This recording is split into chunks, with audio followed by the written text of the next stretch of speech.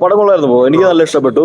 പിന്നെ not every once cup of tea എന്ന് പറയില്ല, എല്ലാവർക്കും ഇഷ്ടപ്പെടണമെന്നില്ല. സ്പീൽബർഗിന്റെ പടങ്ങൾ അങ്ങനെയാണല്ലോ. ഇപ്പൊ വാർ ഓഫ് ദ വേൾഡ് ആയാലും എല്ലാവർക്കും ഇഷ്ടപ്പെടണമെന്നില്ല. അപ്പൊ അതുപോലത്തെ ഒരു മോഡിൽ തന്നെയാണ് ഇത് പോകുന്നത്.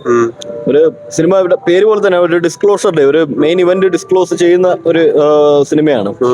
പിന്നെ എന്താ പറയാ, നമ്മുടെ ഏരിയ 51 അങ്ങനത്തെ പരിപാടി അതിനെല്ലാം എക്സ്പോസ് ചെയ്തിട്ടുള്ള ഒരു കാര്യം. കൊള്ളാം, മൊത്തത്തിൽ കൊള്ളാം. ഫസ്റ്റ് ഹാഫ് കുറച്ച് ലാഗാണ്. അതെ, പക്ഷെ സെക്കൻഡ് ഹാഫ് അതിന് മേക്കപ്പ് ഉണ്ട്, നല്ല റിവീലൊക്കെ ആക്ച്വലി ഹിറ്റ് ചെയ്യുന്നു. ഭൂമിയിൽ ഏലിയൻസ് ഒക്കെ ഉണ്ട്. അല്ല, അത് പിന്നെ കണ്ടറിയാം, അത് പടത്തിന്റെ പേരിലും ഇതൊക്കെ തന്നെ അറിയാലോ. നൈസ് മൂവിയാണ്. നമ്മൾ ഒബിയസ്ലി സ്റ്റീവൻ സ്പിൽബർഗ് മൂവി എന്ന് പറയുമ്പോഴത്തേക്ക് ആ ഒരു എക്സ്പെക്ടേഷൻ അല്ലെങ്കിൽ ആ ഒരു എക്സൈറ്റ്മെന്റിലോടുകൂടിയാണ് നമ്മൾ മൂവി കാണാൻ വരുന്നത്.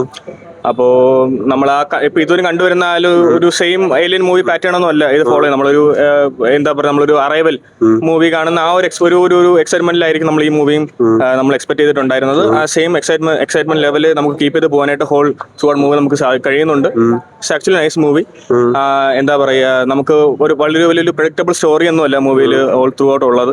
നമുക്ക് നല്ലൊരു നമ്മൾ ആ ഒരു എക്സൈറ്റ്മെന്റ് കീപ്പ് ചെയ്ത് പോകാൻ നമുക്ക് എന്തെങ്കിലും മൂവിയിൽ സാധിക്കും. ഗംഭീര സിനിമയാണ്. സ്പിൽബർഗിന്റെ ഒരു ടോപ്പ് 10 സിനിമകളിൽ ഇൻക്ലൂഡ് ചെയ്യാൻ പറ്റിയ ഒരു സിനിമയാണ്.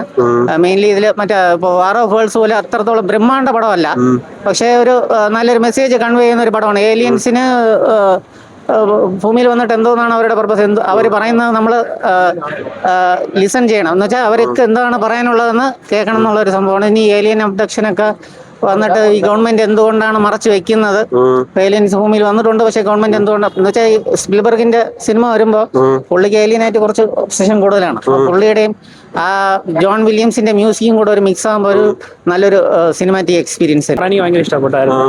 സ്റ്റീവൻ സ്പിൽബർഗിന്റെ ഇതുപോലെ പ്രൈം ടൈമിലുള്ള ഒരു മേക്കിംഗ് ലെവലാണ്. പുള്ളിക്കാരൻ ഒരു മാറ്റം വന്നിട്ടില്ല. പക്ക സയൻസ് ഫിക്ഷൻ തന്നെയാണ്. സയൻസ് ഫിക്ഷൻ ആണ്, പക്ഷേ സയൻസ് ഫിക്ഷൻ പറയാൻ പറ്റൂല. പുള്ളിക്കാരൻ്റെ ആയിട്ടുള്ള ഒരു ഏലിയൻസിന്റെ ഒരു എക്സ്റ്റൻഷൻ ഉണ്ടെന്ന് ഉദ്ദേശിക്കുന്ന ഒരു പടമാണ്. നല്ലൊരു പടമാണ്. അതായത് ഒരു ലാസ്റ്റ് 20 മിനിറ്റ് പടം നമ്മൾ നല്ല രീതിക്ക് അങ്ങ് എൻഗേജ് ചെയ്ത് നിർത്തിയിട്ടുണ്ട്. അപ്പൊ അത് കാരണം തന്നെ നമുക്ക് ഓവറോൾ ഒരു സാറ്റിസ്ഫാക്ഷൻ കിട്ടും. പിന്നെ പ്രശ്നം എന്ന് വെച്ചാൽ ഈ പടത്തിന്റെ മേജർ പോർഷൻസ് ഇതിന്റെ ട്രെയിലറിൽ ടീസറിലും കാണിച്ചിട്ടുണ്ട്. അപ്പൊ ആൾക്കാർ അത് കാണാതെ വരെയാണെങ്കിൽ കുറച്ചും കൂടെ ഒന്ന് നമുക്കൊരു പുതിയൊരു ഇതായിട്ട് തോന്നും. പക്ഷെ അല്ലാതെ കണ്ടിട്ട് വരുമ്പോഴത്തേക്ക് നമുക്ക് ഇങ്ങനെ മനസ്സിലാവും ഈ സീൻ എവിടെയാണ് വരുന്നത്, ഈ സീൻ എവിടെയാണ് വരുന്നത്.